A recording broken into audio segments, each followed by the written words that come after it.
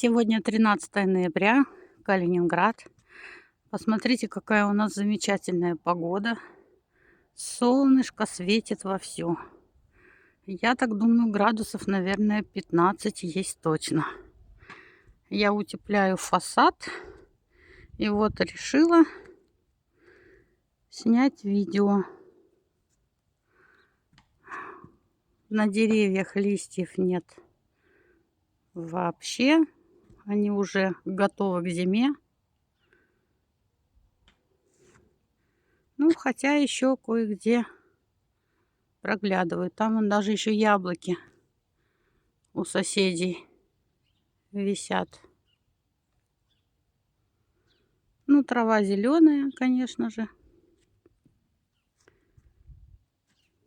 Но солнышко светит, теплынь, я даже вспотела. Всем хорошего дня.